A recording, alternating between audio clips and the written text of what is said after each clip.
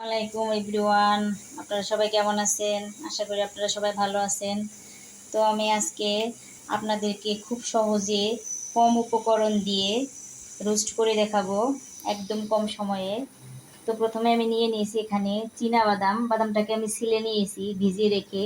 তারপর নিয়েছি এখানে দুধ, আর নিয়েছি এখানে টক দই, আর এখানে আদা রসুন পেস্ট, জিরা পেস্ট, আর নিয়েছি ওখানে স্বাদ মতো লবণ, আর ওখানে নিয়েছি আমি পেঁয়াজ কুচি, আর এখানে নিয়েছি 1 চা চামচ সুগার, আর 1 চা চামচ নিয়েছি এখানে মরিচের গুঁড়ো, আর একটু ধনিয়ার গুঁড়ো, আর নিয়েছি এখানে গরম মশলা।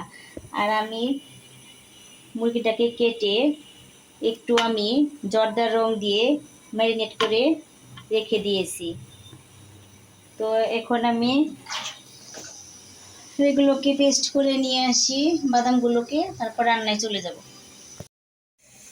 তো আমাদের মুরগিটাকে ম্যারিনেট করে নেওয়া হয়ে গেছে। এখন আমরা এটাকে ভেজে নেব একদম হালকা করে, বেশি কড়া করব না।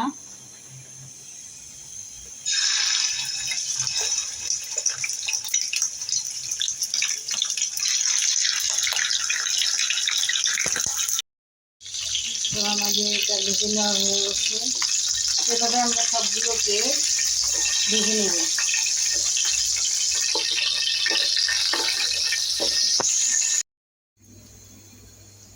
তো আমাদের মাংসটা ভেজে নেওয়া হয়ে গেছে। তো এখন একটু পেঁয়াজ দিয়ে দিলাম, পেঁয়াজগুলো বেরেস্তা করে তুলে নিব। তারপরে একটু উপর আবার মশলাগুলো কষিয়ে নিব আমরা।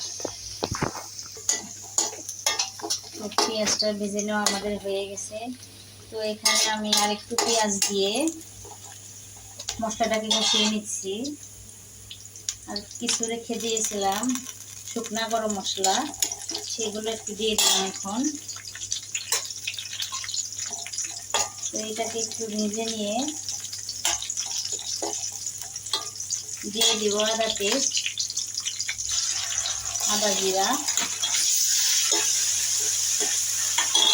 দিয়ে দিচ্ছি, একটু মরিচের গুঁড়ো, ধনিয়ার গুঁড়ো,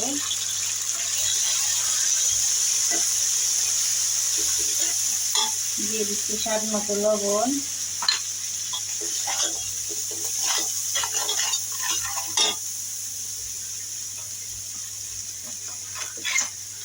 এখন মশলাটাকে ভালোভাবে কষিয়ে নেব।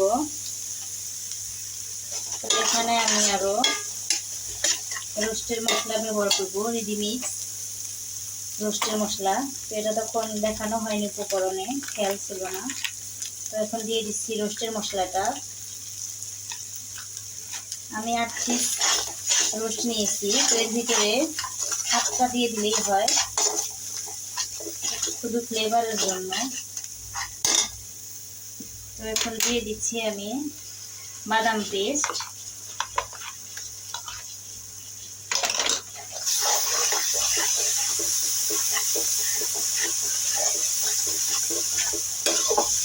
তো মশলাগুলোকে ভালো করে কষিয়ে নিতে হবে, মানে এই মশলাটা কষানোর ভিতরেই টেস্ট আসে।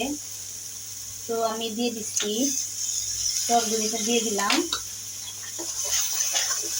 এখন মশলাগুলো ভালো করে আমি একটু পানি দিয়ে ভেজে নিব। ঠিক আছে, তো আমাদের কষিয়ে নেওয়া হয়ে গেছে মশলাটা।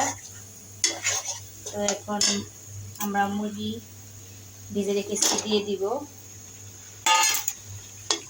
তো এখন এগুলোকে একটু নেড়ে চেড়ে ঝোল দিয়ে দিব।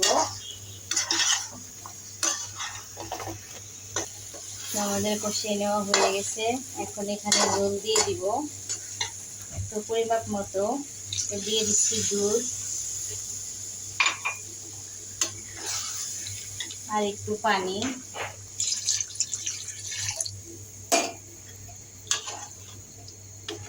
ঝোলটা পরিমাপ মতো দিলেই হবে, তো আর বেশি ঝোল রাখতে হয় না। তো এখানে এখন আমি কয়েকটা কাঁচামরিচ দিয়ে দিব, আর 1 চামচ চিনি দিয়ে দিচ্ছি এখনই। আর আমি টমেটো সস দিয়ে পরে নামিয়ে নিব। নামানোর সময় এটা দিলেই হবে। বেরেস্তাটা তাই দিয়ে দিব আমি পরে। তো এখন আমি আস্তে তাপে এটাকে রান্না করে নেব। দেখি আমাদের রান্নাটা কত দূর। তো আমাদের রান্নাটা তো হয়ে গেছে। তো আমি এখন এখানে একটু ঘি দিব, আর পেঁয়াজের বেরেস্তা দেবো একটু, আর একটু টমেটো সস দিয়ে এখন পরিবেশন করব। তো পরিবেশনে দেখা হচ্ছে। তো ভিউয়ার্স, আমাদের রান্না হয়ে গেছে দেখেন তো কতটা সুন্দর, খেতেও অনেক টেস্ট। আপনারা আমার নিয়মে অবশ্যই রান্না করে দেখবেন বাসায়। তো আমি একবারেই সিম্পলভাবে করেছি, তো খুবই টেস্ট হয়েছে তারপরেও। তো আজকের মতো ভিডিও এই পর্যন্তই। সবাই ভালো থাকবেন, সুস্থ থাকবেন, আমার চ্যানেলটিকে সাবস্ক্রাইব করবেন, লাইক দিবেন। আল্লাহ হাফেজ।